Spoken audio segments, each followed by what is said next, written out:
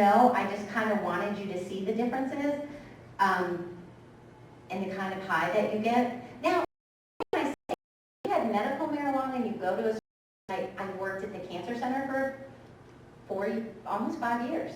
And I will tell you, like, that's totally different. You go to a dispensary, you sit down with them, they tell you, this is what this is how many milligrams, this is how you take it. That is not what's happening with teenagers. They're going to gas stations. I went to a tobacco store in Waynesboro, where I live, and literally by the cash register is 3 glass jars of buds, of 3 different kinds of weed they can buy. And I said, are you guys really allowed to do that? Because I'm always going in and checking out new products that I hear about from kids. And he was like, well, you know, okay. That's what I mean about the wild, wild west. And I said, is it sort of like drinking back in the day where kids just send people in, or do you card? He said, oh, we card. We're really particular about it. But the truth of the matter is they just send somebody in. Just like people used to do with alcohol. They just have this. So, okay. And then I just wanted you to see, can you overdose? I need you to, do people die from THC overdoses? Not typically. I mean, I'm not going to say it never happens, but that's not typically what happens. But this is what we see. This is what we see when they come in. They're hallucinating, I mean, they're smoking, they're doing, 88% THC, they come in, they're paranoid, they have headaches, they're panicked, they're having anxiety attacks, they're depressed, they're shaky, they're nauseous. And I think there's a lot of throwing up. I actually had a student tell me, oh man, I was hitting off one of these THC vapes and it made me so nauseous I had to run and throw up. Because it's just so, it's not, there's nothing fun about it. I don't think, I can't imagine that that's a fun time. Of course, you're young. So I'm going to say, this is a world you grew up in, right? Okay. And then I just wanted to touch on this, which is THCA. Which is really just a different, you're not going to see it as a green bud kind of situation, but I don't know, anybody has heard of that? No? Okay, but again, this is just making you guys aware of what's out there, and I'm thinking you guys will probably talk more about all of it, kind of, maybe, okay. All right, well then I'm glad I'm touching on it. So this is really just white crystal, so you see the picture? And when you heat it, it turns to THC. With THC levels of 95 to 99%.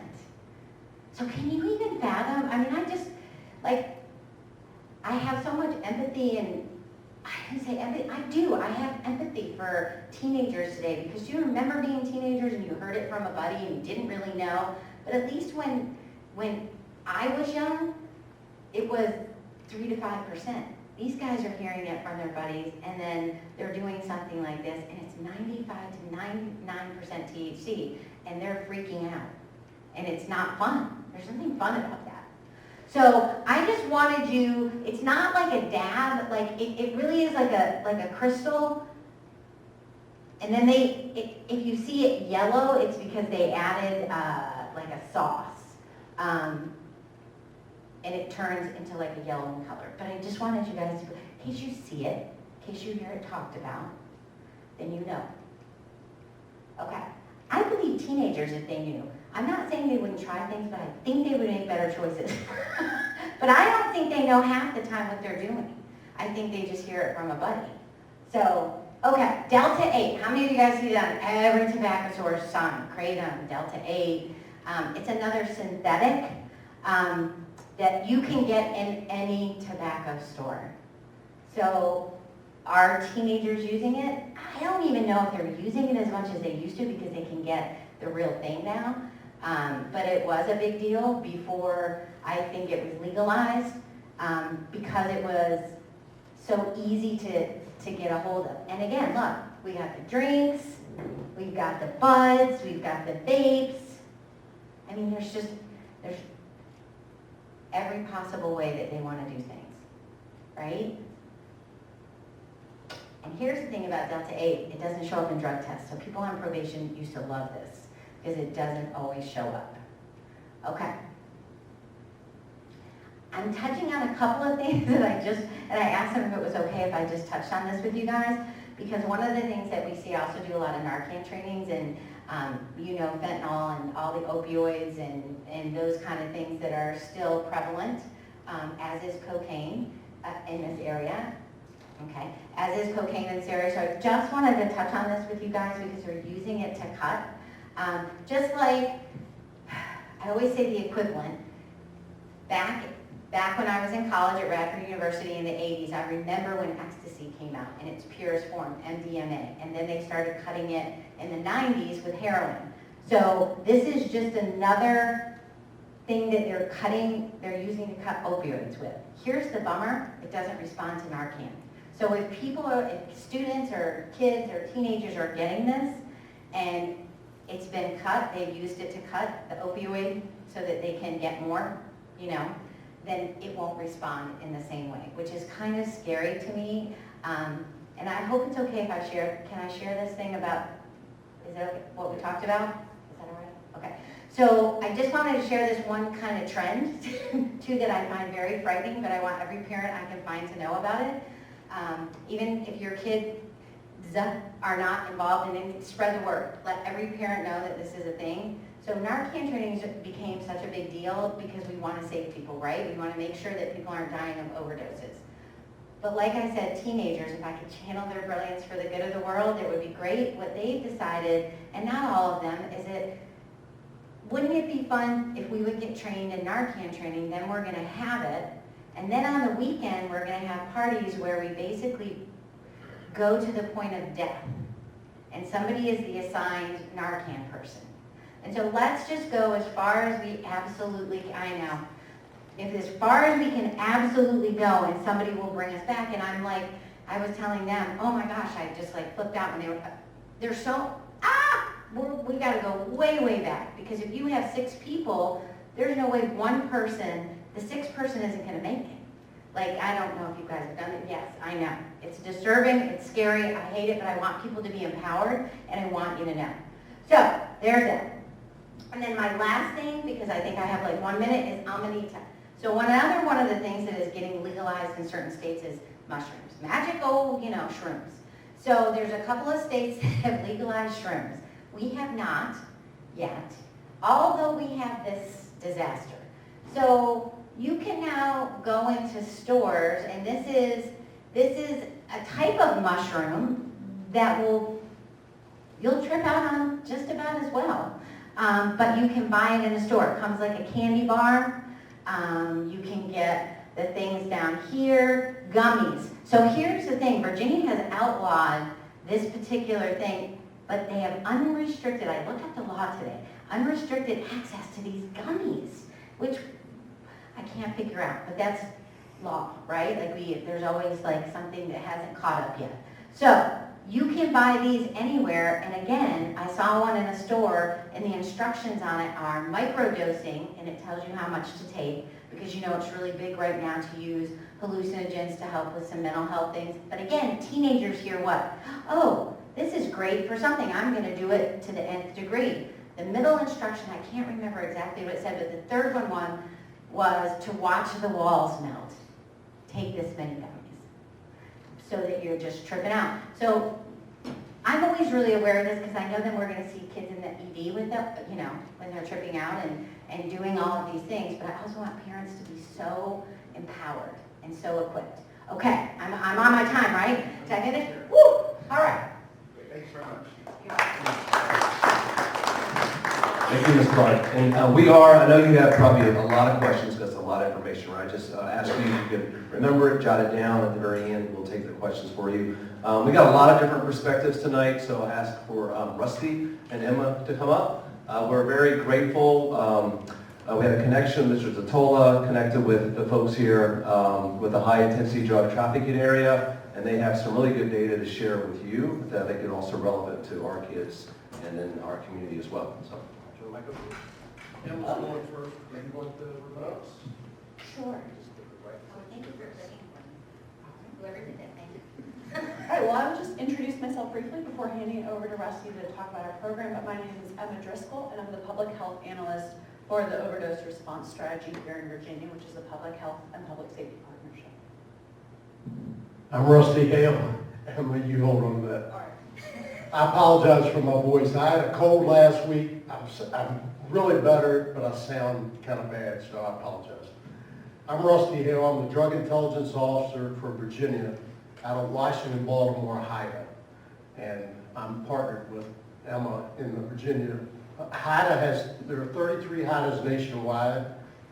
Every state has a drug intelligence officer and a public health analyst teamed up to form the overdose response strategy. So we'll explain a little bit more as we go along. First, we have a federal acknowledgement, just saying that this is Emma and myself's presentation, not the CDC Foundation or HIDA.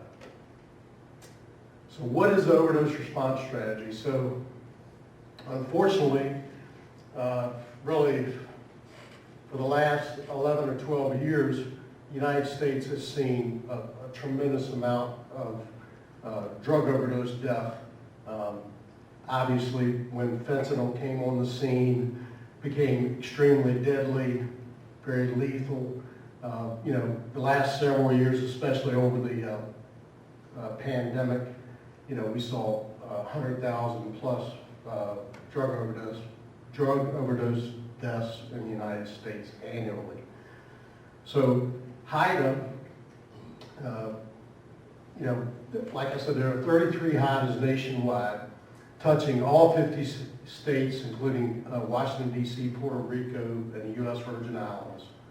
Okay, so HIDA got together with the CDC Foundation to partner public health analysts and public safety law enforcement to, we traditionally are siloed in our own worlds dealing with drug overdoses. Law enforcement, we're first responders. Most law enforcement agencies carry Narcan, on the street now to save lives, number one. But we also investigate drug overdose deaths. Public health analysts see it from a different perspective, but we're seeing, the same information, okay? They're trying to get ahead of what's going on in our communities, especially with drug overdoses, trying to stay up with the trends of the different substances involved, to get that to their, to the public with an effort of trying to reduce fatal and non-fatal overdoses. So the public health analyst and the drug intelligence officer in every state in the country are teamed up to try to enhance with our efforts with the sole goal of reducing fatal and non-fatal drug overdoses. So our mission statement again, try to reduce overdoses, save lives. Okay, we have 4 core strategies that we focus on. Number one, sharing data systems. Okay, so we have, as in our duties with HIDA and with the CDC Foundation, we have access to a lot of cool data. Okay, that helps us hopefully get ahead of this thing. But it provides accurate information for both public health and public safety to deploy the right strategies in their communities. So we're sharing data systems. Number 2, we have evidence-based response strategies, okay? In communities just like this one, all across the country, the people in Virginia, we're not the only ones going through this, okay? All over the country, overdose is a serious issue, okay? There are evidence-based strategies out there, though, that work, not only with public health and public safety, but working together in the communities. So we share those evidence-based strategies with our community. Number 3, design and use promising strategies at the intersection of public health and public safety. Again, we're all serving the same citizenry, just trying to save lives, to deploy our resources in an effort to reduce this problem. Number 4, disseminate information to support the implementation of evidence-informed prevention strategies that can reduce substance use and overdose. So at the end of the day, we have to get ahead of this by making people aware, educating, and preventing, okay? We can't just go out and, or, you know, you've heard the term arrest our way out of this overdose problem. We can't just arrest everybody, okay? We have to get out here. You know, we've lost a lot of Americans over the last 12, 13 years. We have to get ahead of this problem. Prevention, education, awareness is a big part of that. And now Emma's going to take it over and talk about drug overdoses. Thanks, Rusty. So before I hop into these numbers, I just do want to kind of frame two things quickly. The first being that, fortunately, there are the THC overconsumption and overdoses, but youth overdoses in this area, fortunately, are not happening at a super high rate. However, we know that there are fatal drug overdoses that are happening in the community, and that impacts students immensely, whether it's a neighbor, a friend, a family member, they may witness an overdose. So we know that even if youth aren't directly involved in these fatal overdose numbers, which again, fortunately they're not, they're directly impacted by that. So that is part of why we want to bring this data and just make folks aware of kind of the scope of the problem. The second thing I just want to quickly mention is that, and I was thinking about this a lot while you were speaking, the positive news and one of the best prevention strategies, evidence-based prevention strategies out there right now is positive social norming. So rather than saying, can you believe it? 20% of youth are using THC or are drinking on the weekends. Instead, we want to flip that and say, hey, did you know 80% of your classmates are choosing not to drink, are choosing not to use THC? And over the past several years, youth use in general, substance use has gone down fairly dramatically.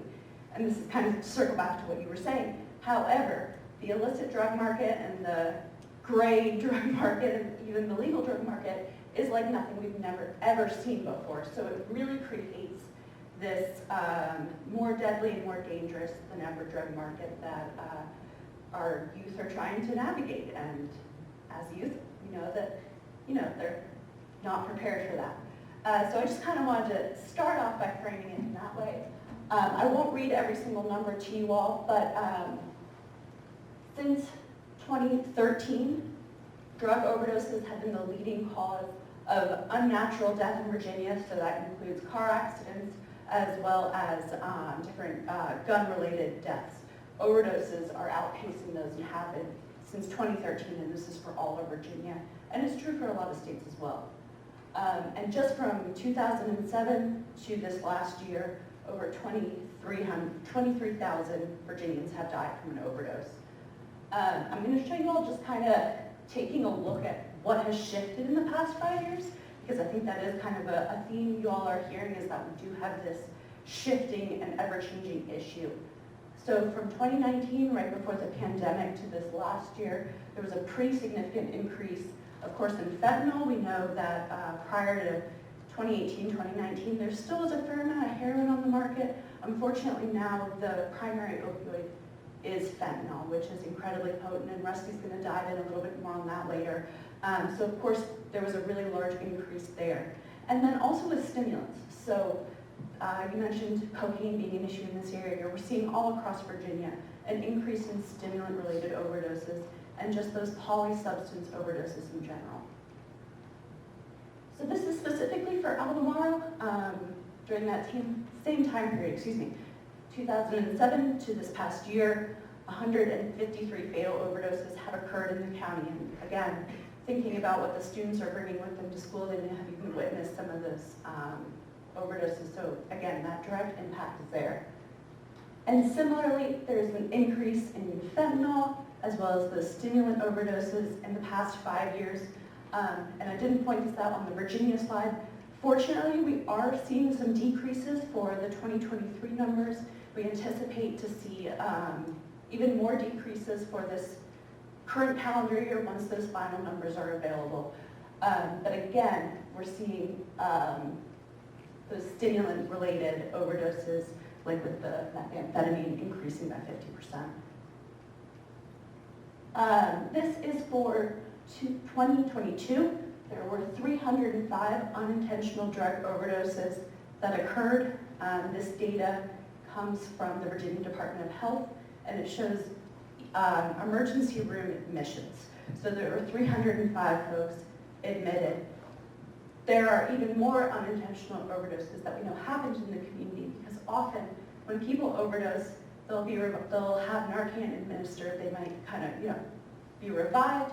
EMS is on the scene. EMS will encourage them to get in the ambulance, go to the hospital for more care, and a lot of people deny that. And then we also know that, again, very positive thing that we have naloxone available all over the community. We know that some don't ever come to the attention of these data collection systems. So that number I kind of wanted to keep folks mindful of that. For 2023, there were 326, so a little bit of an increase there.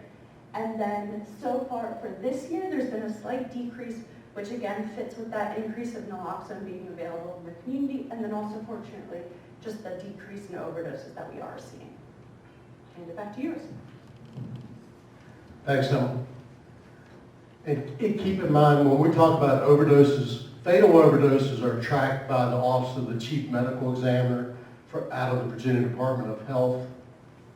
They're the ones that keep those statistics. They get toxicology reports back whenever a controlled substance causes an accidental death. So they track that information. Unfortunately, sometimes that information is a little late coming out. We only have through June 30th numbers for this year. But we are trending down. Top 5 seized substances in Virginia. So this information comes from the Division of Forensic Science.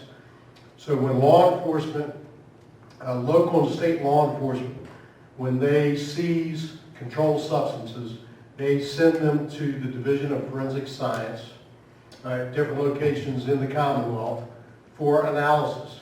And here are the top 5 seized substances in 2024. So methamphetamine is number 1, cocaine is number 2. They alternate. Generally, they are the top 2 seized substances, as is right now. Methamphetamine, crystal meth, is booming, okay? There were different, probably in the last 5 years or so, crystal meth, purity through the roof. Very popular, okay? And it's very cheap. And it's in communities in Virginia. In my community where I'm from, I'm a retired law enforcement officer out of Hanover County, Virginia, just northeast of Richmond. Traditionally, we never saw meth, never. Not even in the Breaking Bad days of, the 1990s and early 2000s. Now, we see a lot of crystal meth in our community. So in non-traditional communities, it's very popular. Hold on. It was always big in Montgomery County, but I think we were on the 81 corridor. That when I would was do it. near Blacksburg, so that they always called that like Harriman Highway. you betcha. So. All right. So methamphetamine 1 and cocaine 2. Fentanyl is 3. Still very popular, both in powder form and these counterfeit pressed pills. A lot of the pills and a lot of the powder contains not only fentanyl, but other dangerous substances as well, like xylazine, sometimes cocaine, sometimes methamphetamine, and xylazine, which we'll talk about here shortly. Number 4 is cannabis marijuana. Now that includes all THC products. Delta 8, 9, all of them. You should get a cough drop. I'm so sorry. Oh, I've got one, trust Do me. you? Yeah. I was gonna say, which I have. We're going to get through it. Okay.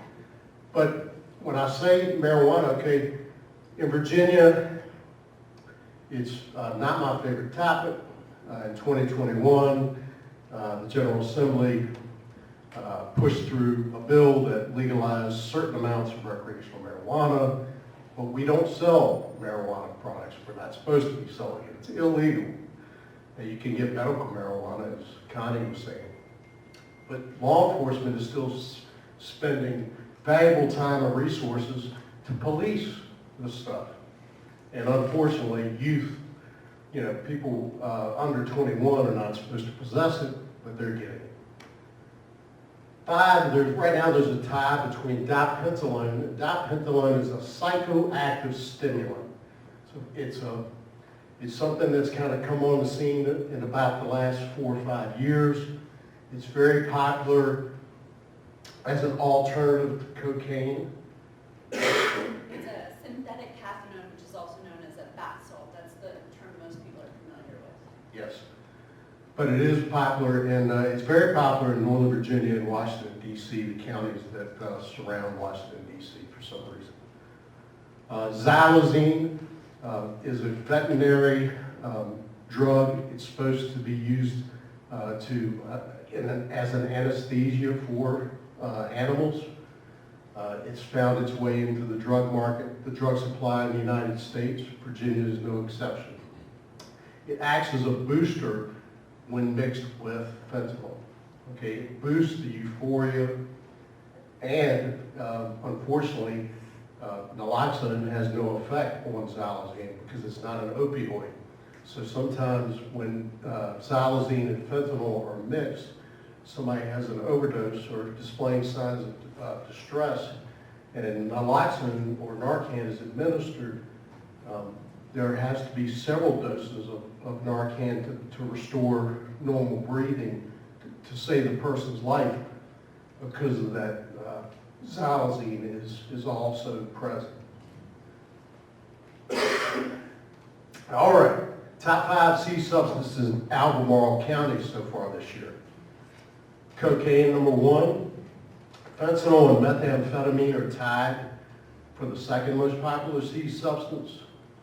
Xylazine is number 3. That is surprising to me that it's that present. Again, a lot of mixed drugs in the drug markets in Virginia and in the United States, powders and pills. Just like the rest of Virginia, cannabis and marijuana still being seized quite often. Illegally obtained, illegally, of all age groups, there's a certain amount that's legal, but there's a lot, our parcels and UPS, FedEx, USPS, marijuana is, it's very popular to ship in parcels from the West Coast to the East Coast and other states. And the 5th most popular C substance in Albemarle County, this was another surprise, and I had never heard of this substance. 3-MoxyPCP, it's a hallucinogenic drug. There are only 4 submissions, but it showed up in the top 5. It's not something that really comes on my radar a lot. I don't know if you're familiar with it. I've heard of it, now it doesn't come on the radar. I was surprised at that. Fentanyl, we're just, how are we doing on time? Are we good? 5 minutes? Okay. Wanted to touch a little bit on fentanyl, both the pressed pills and the powder. Couple key things. And when I talk about fentanyl, I'm talking about illicit fentanyl. So there's pharmaceutical fentanyl. If you have a prescription, a doctor can prescribe fentanyl. It's for extreme pain, and it is used in hospital settings. Illicit fentanyl is illegal. It's often manufactured by purchasing precursors from countries like China and India, sometimes Germany.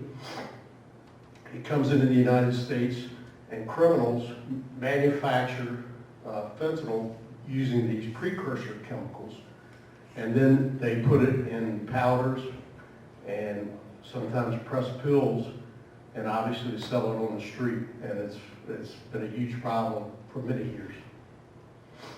But it's a Schedule II controlled substance, powerful synthetic opioid.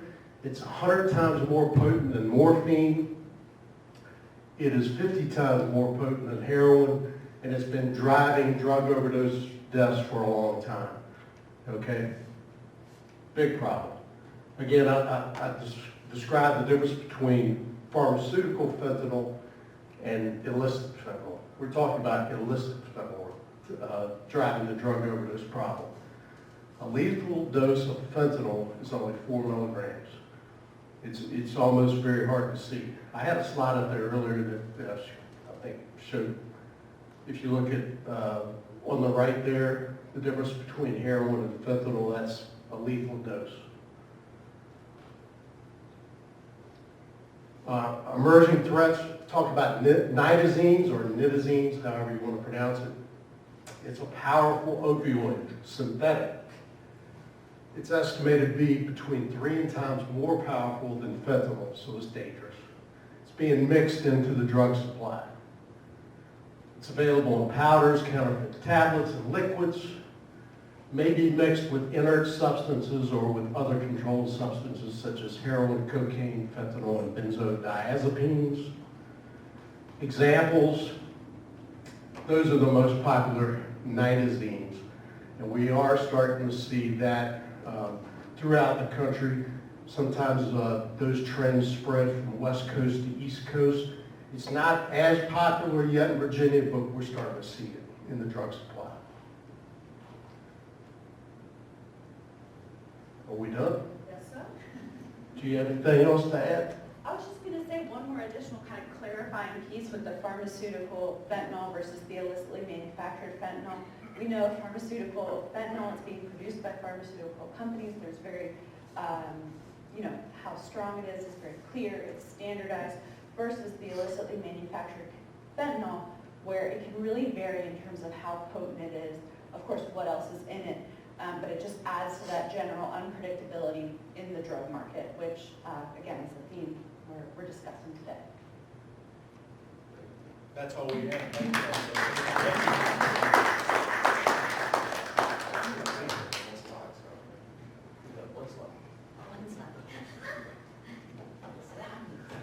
Good evening, everyone. My name is Detective Jordan Weehey. I'm with the Albemarle County Police Department, and I am assigned to the 3A Regional Drug and Gang Task Force here in Central Virginia. The predicate part of my material and presentation today has thankfully been covered by Randy, Emma, and Ms. Connie over here, so I'm fortunate to have my speech truncated significantly. So we've identified the problem, right? We're seeing a lot of overdoses in this area. Most alarmingly, we're seeing them here in our high schools. That's obviously an issue. I'm here to kind of talk about what it is we're doing about that problem, right? Local law enforcement is kind of our job. Once we start noticing these trends, that's our job to kind of, all right, we've identified what's going on. Now we have to kind of target our investigative efforts to be able to kind of quell the issue. So some of the things that we've been doing here recently is specifically addressing the overdoses here at the high school, is we've identified where we believe the kids are getting most of these vape pens from, and we've executed a couple of search warrants, one of them most recently being at a local tobacco shop down the road. In that shop, it was actually quite interesting. Looking at the photos that you had posted up there, it's a lot of their products up there are just your everyday stuff that you would never think twice about it, that contain large quantities of THC. And when we got into the shop, when we started speaking with management, we're advising them why we're here and so on and so forth. And we show them a picture of a couple of these vape pens that we believe are the cause of a lot of these overdoses. And the management kind of looks at us and it's like, how are they getting this kind of stuff? Like, I wouldn't touch that. He kind of told us that he smokes and he dabbles in this stuff, and even him being seasoned smoker, I guess if we're gonna coin a term here, he said he wouldn't even touch it because they were 88, 90% THC content, which is a highly concentrated dose that, if given to a young person, especially, let alone somebody my age or even older, it's going to cause hallucinogenic or even paralytic effects. And he was a little shocked that kids were able to come in there and get that. So we're able to seize a bunch of those. We're able to seize a couple of the psilocybin mushroom bars, along with some, obviously, cannabis and marijuana products that were in there as well. So we've targeted our investigative efforts and taken it, we believe, as far as we can right now in that general area. The big thing that we need from the community is information. You know, a lot of the times people are quite hesitant, as you can imagine, to come to us and relay kind of this critical information. So if you as a parent, you as a school staff, or anybody feels like they have any information that may be a cause for concern, especially as it relates to children, we need to know about that so that we have resources in the community, we can get to a lot of places, but if we don't know, we can't do anything about it. So as soon as this got put on our radar, within weeks, we believe that we've solved at least a sizable portion of the problem. I think that's mostly my portion of the talk here. I don't know if I have any other, if anybody has any questions, feel free, but I don't think we're there yet. But I think Wow would see the camera. We sincerely appreciate our partnership with Albemarle County Police Department. Next up is Dr. Costa, administrator here at Monticello High School. We'll talk a little bit about the perspective from the building level. Thank you. Good evening, everyone. Thank you for being here. I hope that we're being viewed by many, many people at home.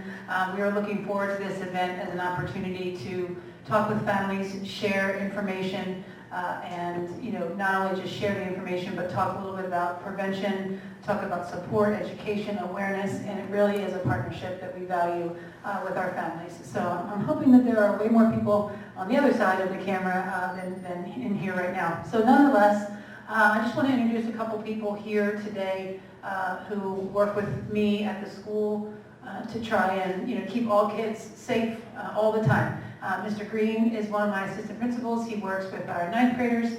We have Chris Cochran. He is our Region 10 Student Prevention Coordinator. And then I have Officer Lilly from ACPD, who is a school resource officer trained police officer. So we're lucky enough that his home base is here at Monticello, even though he works at Western, Henley, and Walton. So I guess what prompted this was about 6 weeks ago, we had a series of incidents that resulted in our students being transported to UVA via ambulance.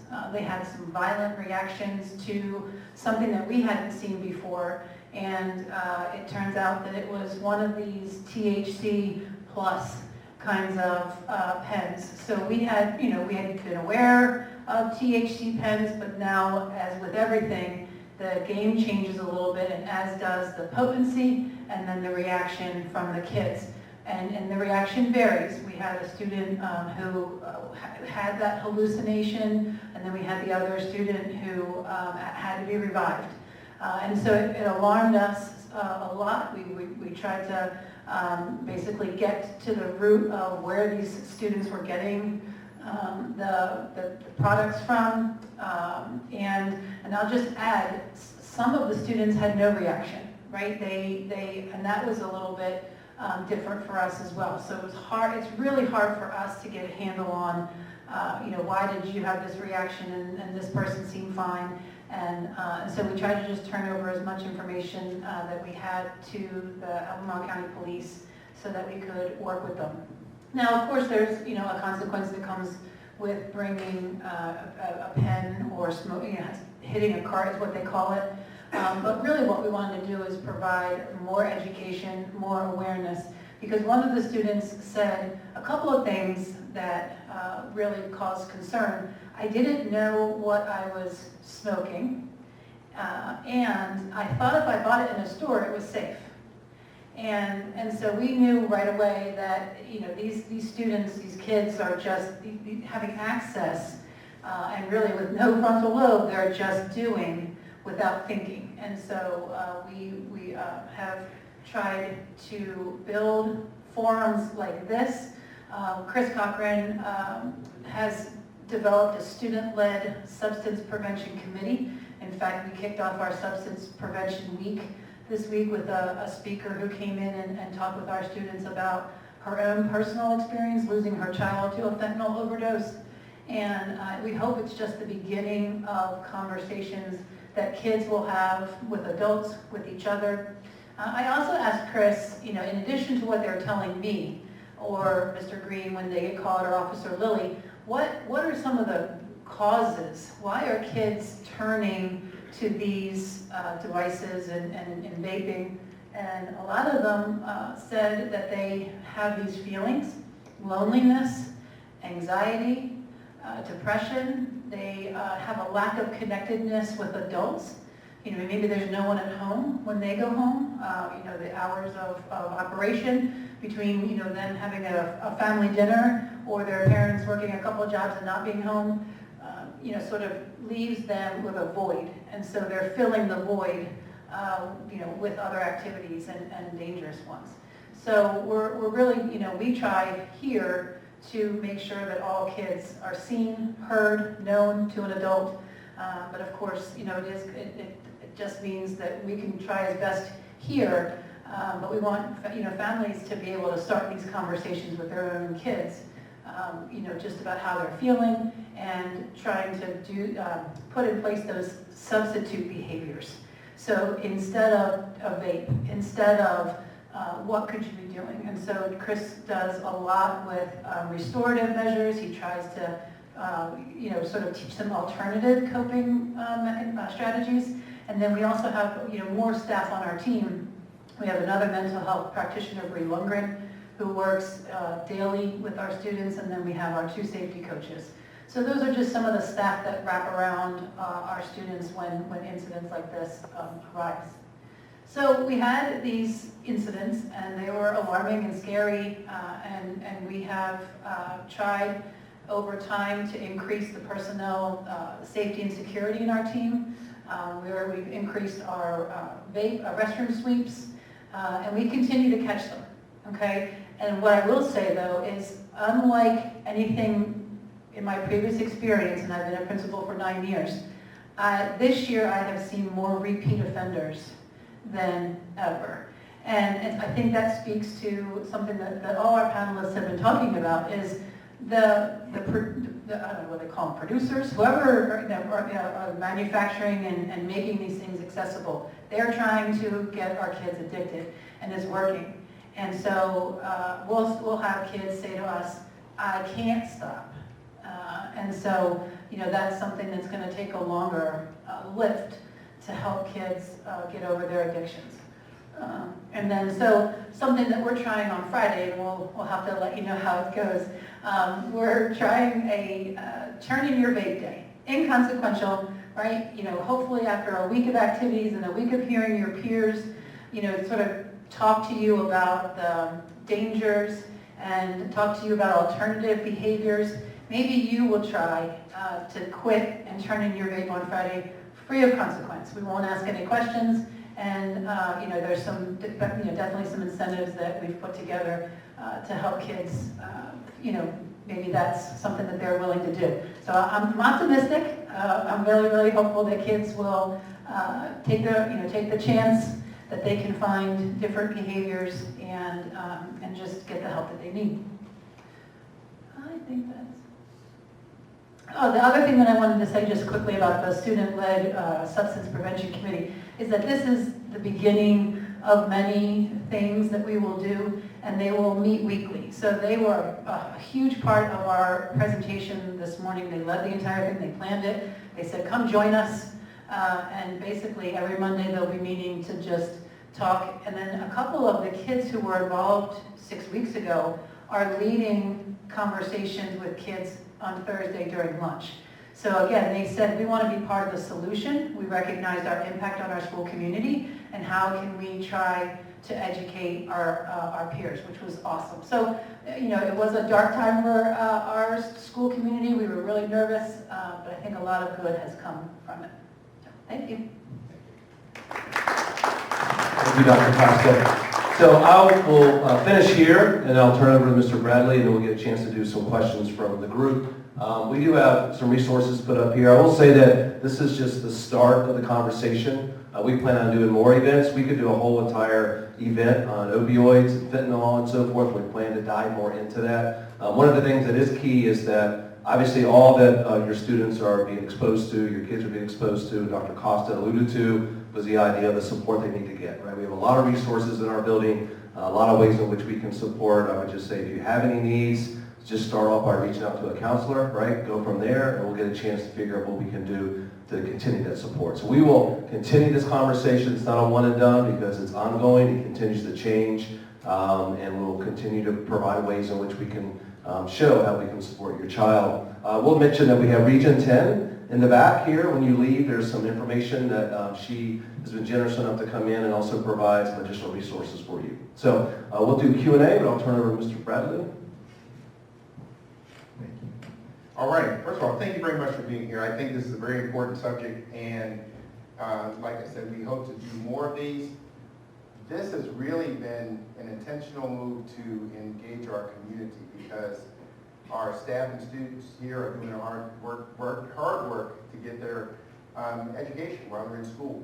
And Dr. Costa, as well as our other principals, are leading the charge and trying to make sure that this is the best environment. As safety and security, you know, we're responsible to make sure this is a safe and secure place for our students to be educated. And it's not just something that we're responsible for, but it's a collective effort. And that involves our community, our parents, our students, and everyone else. So we want to continue to bring these subject matters, even though some are hard to palate. But we want to make sure we bring them to your attention because the more awareness we have, the better we are in addressing these as a group, because that's the only way we're going to make sure that our schools are safe. I do want to say that our schools are still the very safest place for our kids to be. And we're going to continue to try and keep those elements that are existing outside from impacting and influencing our kids on the inside. So I appreciate you guys for being here. And also, I do want to say that I'm very appreciative that Dr. Haas has been very supportive of having these conversations. So we're here representing him as well, so we want to make sure that we appreciate his time and attention to give us the opportunity to do these things. All right, now I know during the presentation we had some questions. We didn't mean to stifle the energy that was moving on at the time, but we did want to make sure we got through in a timely manner to make sure all the information was covered, but this is a good time for us to address the questions we may have. I don't know if anyone took the time to worry about the cards, but if you have questions, please. Our panelists are available to answer anything that's on your mind. We just want to make sure that you leave here with your questions answered. And we can do these by presenting a card, and we can pass the mic. Yes, sir. I have two, one super short about your PowerPoint. And so who makes the Rice Krispie treat? Because it said Kellogg's on it. It can't be, who's making it? It isn't. So this is like a black market thing designed to look just like a treat. Yeah. Okay, that's what was my quick question. I'm like, that is The crazy. goldfish thing, like when I saw it, freaked me out because I was like, oh my gosh, it's identical. Right. Right. Okay, because I was Yeah, looking at right. that. They do Okay. not, yes. That answers one question. Okay, so yeah, my other one is, and I don't want to out anyone, right? I have a daughter that goes here, right? And so what do we do as parents, and it sounds like it's a big community thing, when you hear about something or you know someone who knows someone who knows someone who's vaping? Because it's not like, it feels like a betrayal if you say anything, yet at the same time, we're trying to solve a big problem. So that's my question. So, I mean, I just have, as a parent, like a thought. Just so you capture this. Okay. I was forgetting. Up on the mic. So, I mean, I have thoughts about that, and that I think that, and I don't know, I have daughters, and I know I tended to be the designated one that they would come and talk to, and maybe it's just the nature of what I do, but I think it was always an opportunity for me not to like rat them out or tell their parents, but maybe to have a conversation, because who said it? Kids don't know what they're doing most of the time. They really don't. When I go into classes, you know it. You're with them all the time. I mean, they have no clue. So I always look at it as an opportunity to have a conversation. Maybe it's you who has that conversation when you see them the next time, and you don't do it accusatory. Like, I'm always going into classes and I don't say, who does this? I say, who knows somebody? And those hands go flying up, you know, and then that's an opportunity to talk about it. Like, this is really what it is. I have no idea, whether it be nicotine or THC, what they're getting and how much of it, and really what it does to them. So I honestly think it's an opportunity for a conversation. I am the queen of the car conversations too, like at pick up and drop off from any sport, from any activity, because they don't have to look you in the eye. You could have a group of kids in your car and you could say, oh my gosh, you know what I heard about the other day? Have you guys heard about this? Well, let me tell you what I learned. Holy cow. And then it's not accusatory, it's informational, and they're not looking at you straight in the eye, and you're not looking at them, and it's such a great opportunity. Is that helpful at all, or no? Anyone want to comment on that particular subject? This one. So one of the things, we actually received a report on Friday. We're using the Help Me anonymous tool that students, staff, parents, well, not staff, but, and they basically said, if you search this kid during 1A, you are going to find a pen, right? And so Friday, boom, what does our staff do? It gets assigned through the Office of Safety and Security, we get it, and then we get to follow up on it. So we have had a couple of those, just anonymous. We try to encourage kids to give us the ability, like, to ask questions, like, where might I find this? Or if they say, well, there's vaping in the bathroom, which bathroom, when, da da da da. But so far, it's happened a couple of times so far this year, and then we investigate everything that we're told, and if we have cause to search, we'll search, and if not, at least it's a conversation, a call home to that parent to say, I didn't find anything, I couldn't prove anything, but you need to know that this was reported about your child, and then maybe they can do a search or a follow-up. Our parents and our families are our best intervention, because they can together, we can just do a lot of things together to support. And I have to laugh. We have 3 daughters in my house, and we told them they have the worst combination, because I'm career law enforcement and my wife is a career educator. So between the two of us, I don't know how they made it, but they're all doing well. But the reason I bring that up is that we always encourage them to just talk about whatever. And I learned early on not to be a dad that would threaten to do things if I found out about something going on. I was that dad with my first daughter.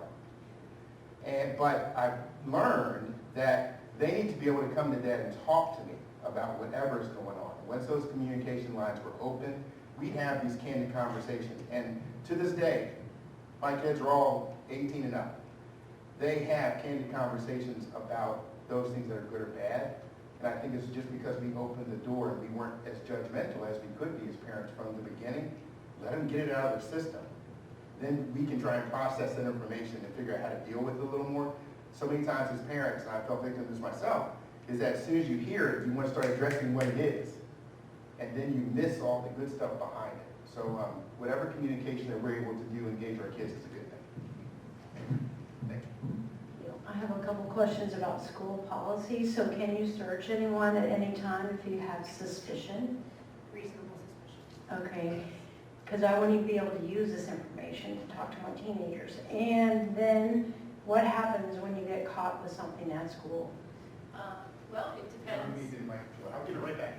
We want to make sure we can hear it. So we work with Western Albemarle and Monticello, because we want our responses to be as similar as possible across the school, so that if it happens at here, we're doing, or happens there, it's a similar experience. So there is a consequence. It could be up from 2 days of step to 10 days out of school. They could have, if it's a repeat offense, they could have some more disciplinary consequences. But then this is where Chris steps in. So when the student comes back from the suspension, there's a referral to Teen Intervene.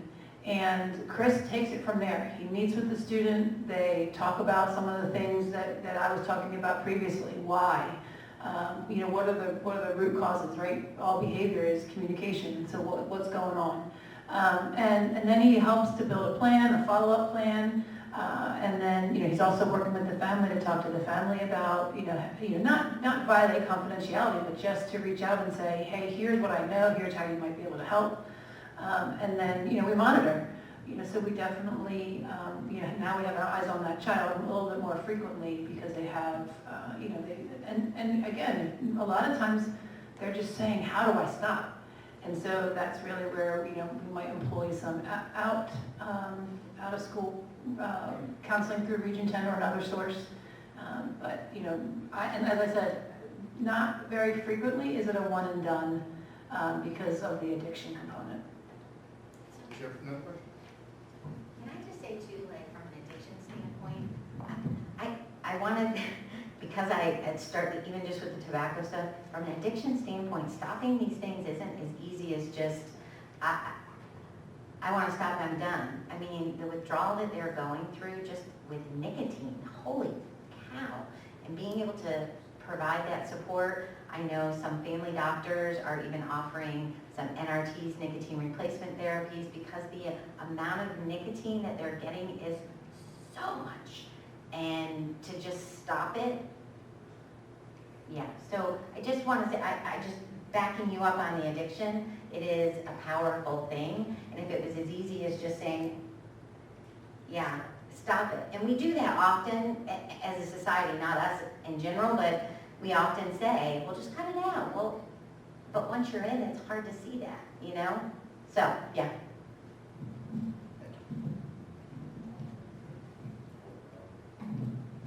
This is directed at the detective. It's come to my attention that a lot of these products are available at these little mom and pop stores, so-called, around the county. People, maybe not native English speaking, own these stores. They don't even know what they're selling, or they never check for ID. What kind of measures are in place for stopping that kind of activity?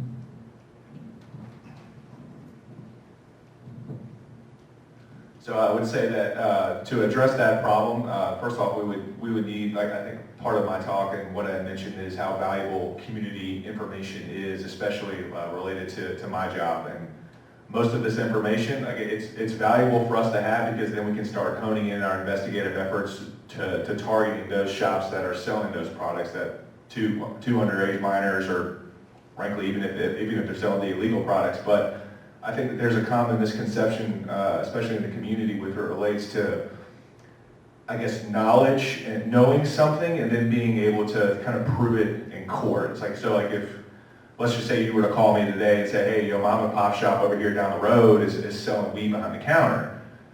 My first question to you is probably going to be, okay, well, would you be all right giving me your information so I can name you on a search warrant? And most people aren't willing to put their name on a court document. So, and rightfully so. I'm not saying that I necessarily would either. However, when that happens, now we have to kind of expand our resources and try to find, whether it be confidential informants and things of that nature, to try to go in there and try to elicit those purchases so that we can utilize them in search warrant affidavits. So I guess to address that problem, one, reach out to us. We have the Crime Stoppers tip line. You can always contact the police department. My name is Detective Week. You can always, ask for my email, my phone number. Relay that information to me. The critical information that I'll need, at least up front, would be the name of the store, where it is, and what it is that you saw and when you saw it. Because especially with drugs and things of that nature, there is timelines that we kind of have to abide by. Leave your contact information. I'll follow up with you. I'll probably ask you many of the same questions that I just did, and depending on what we have going on, and then the information that you have, and what it is you're willing to do, and what the resources that we have, we can begin, theoretically begin targeting that area that's doing it.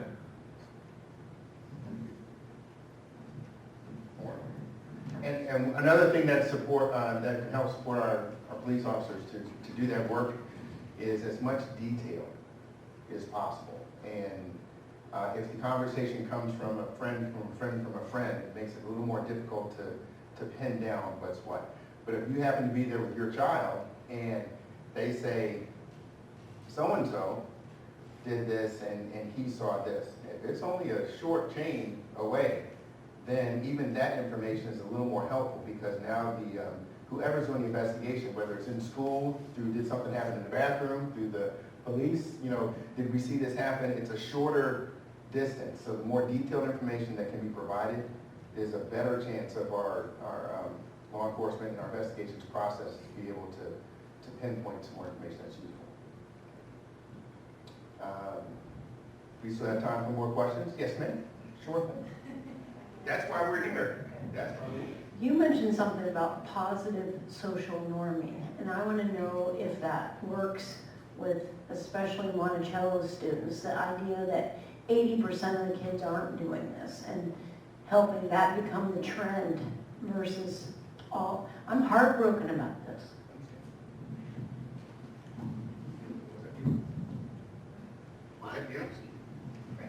Chris? Yeah, I would say, just to speak to that a little bit more, everything, like all of our interactions, we want to be positive with our students. And a lot of the times when I'm doing team intervene with our student population, is more so because, they have been caught, and they don't want to be caught, right? But I'm always trying to address the student first and then the substance use second, right? So I'm trying to build foundational relationships with these students. And a lot of the times the information that they share with me is information that they haven't shared with their parents at all, right? They're peeling the layer back, and that's because I'm coming in with those positive norms, right? I'm trying to understand why they're using those substances, and then try to replace those with other behaviors and more connectedness just in general. Did that answer your question? So, would you say it works with how many, what percentage of kids does it work with? Are you making a difference and an impact? Can you make a measurable difference and impact with the techniques you're using? I would say absolutely. I think a lot of the times, especially when students are freshmen or sophomores, and I'm working with that population specifically, the teen intervene process is typically 3 or 4 sessions, and it's typically 30 to 45 minutes per session. So if students are coming back in and they're like in school suspension, I can pull them during that time so they're not missing instructional time during class. And I'm really, kind of being able to take my time because they're not missing those core classes. And a lot of the times in those relationships with freshmen and sophomores, like we build really, really good, close relationships. And those interactions from freshman to sophomore year of getting caught with a vape, or, even if they said they didn't use it, they weren't using it, they were holding it for a friend. Those relationships last on until their senior year, which is pretty cool. And a lot of our prevention committee, a lot of our student-led prevention committee is formed of students who had teen intervenes that I've reached out to afterwards to say, hey, how would you feel about being a part of something that's going to be impactful for our population here in Monticello? And they say they absolutely agreed. So we have about 15 students on the panel. So what are you doing about prevention? Because you're talking now about the kids who've been caught. So what are we doing to make it cool to not do this at all? So there's a couple different things. I'm glad you asked that. So we had a crisis meeting. We had a crisis team meeting, probably I think that was maybe a month ago, maybe a little over a month ago.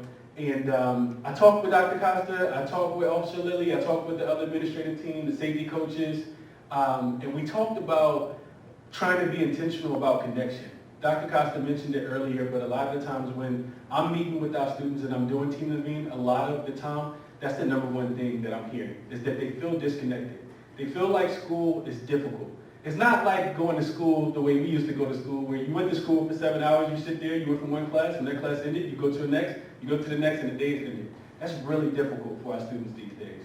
And I think the sooner we adapt and understand that that's difficult for them to do, the quicker we can start to kind of change our processes for that. So I think, to answer your question, one of the really big things that we want to do here at Monticello is to try to find little gaps throughout the day, whether that's the last 10 minutes of class when instructional time is over, or whether that's teachers that don't go out for lunch, using their classrooms to create more connectedness in general.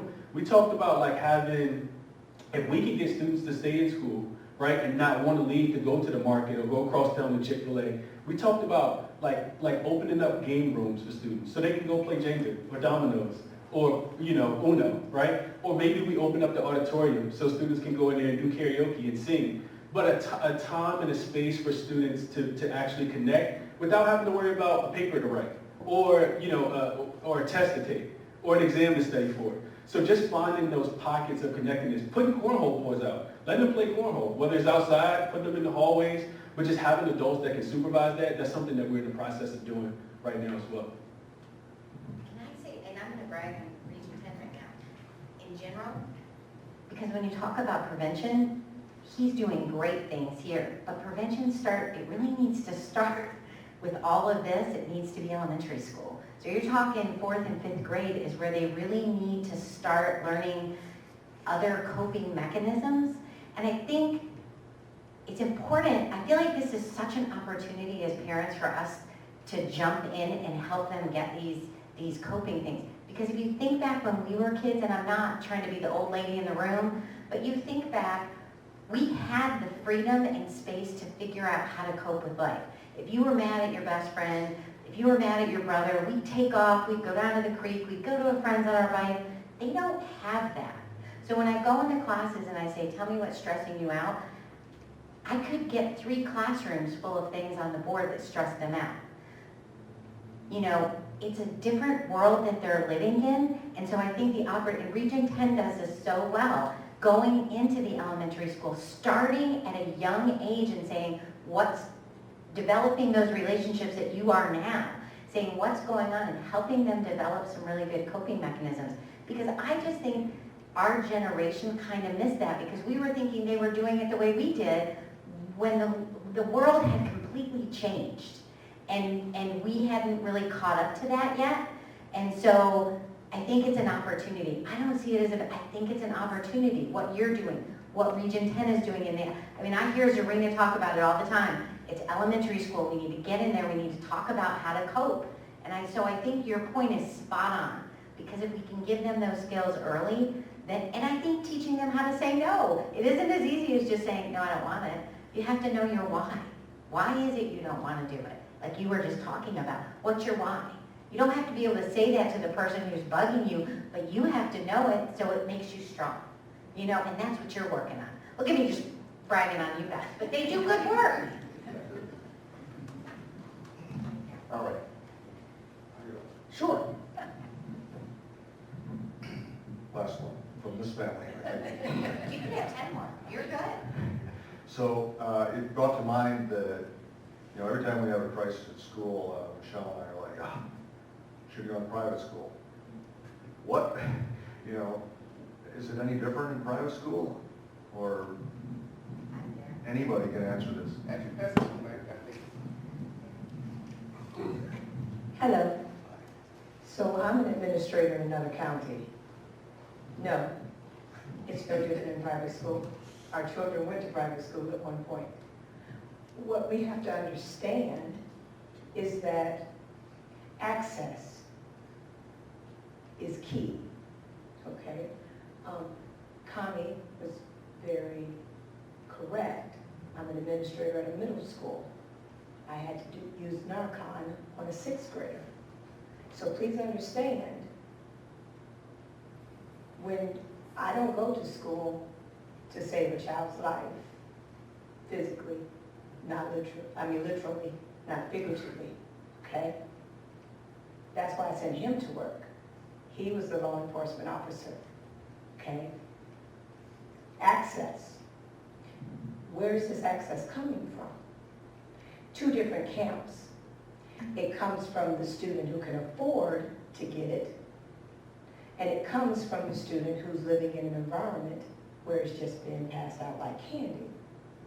So then you have the middle of the road student. Those are our kids, okay? But they're sitting in a room with students with access financially, and they're sitting in a room with students with access because of the environment. So when we are looking at what an issue is, we have to look at where is their access coming from. We have to change the mindset, because it does not matter what I tell a student for the 7 hours I see them. They're going home to this neighborhood or to that one. That's where the change has to come.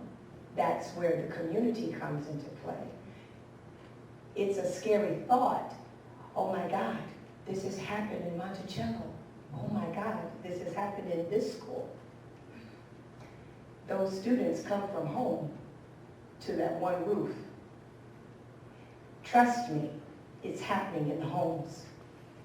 They just don't have to report because it's at the homes, no matter which side.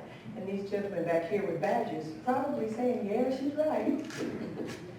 You see, so when we as parents, because I'm also a parent, yes, we send our student to school to learn, to make some social relationships, but we're also sending them into a microcosm of life, okay? So we have to keep that in mind.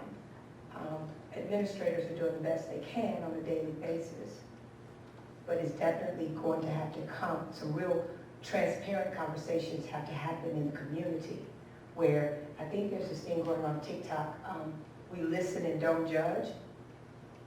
That's going to have to really actually happen for parents to really be able to say, this is happening in my forget neighborhood, in my living room.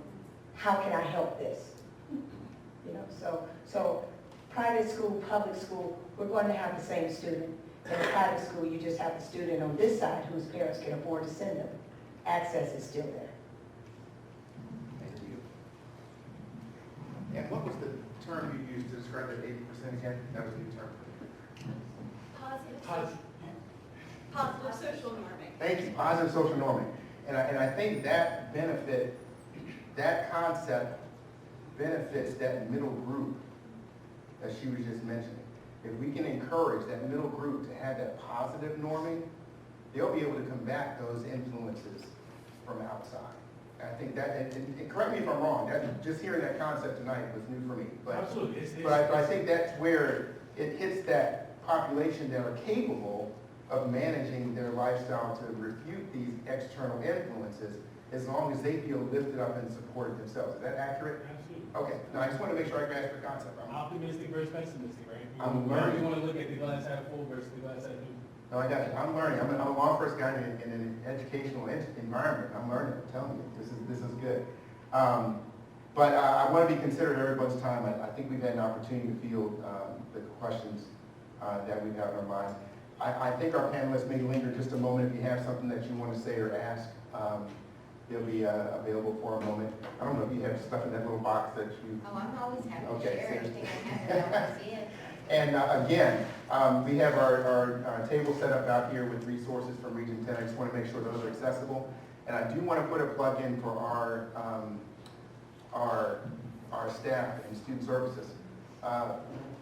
Let me tell you, Elmore County's been doing a great job of providing the resources and the people and the roles and the positions to be able to meet the mental health and emotional needs of our students.